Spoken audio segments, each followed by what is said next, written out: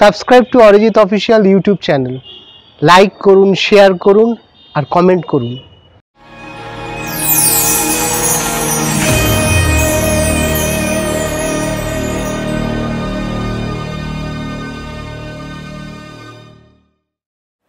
নমস্কার, আমি ঋষি।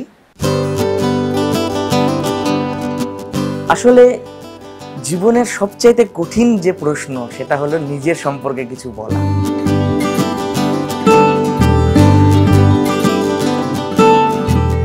প্রত্যেকটা মানুষের জীবনে তো প্রেম আসে, প্রেম হয়, প্রত্যেকটা মানুষের বসন্তকাল হয়।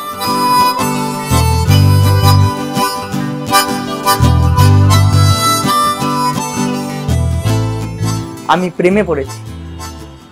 কার প্রেমে শুনবেন?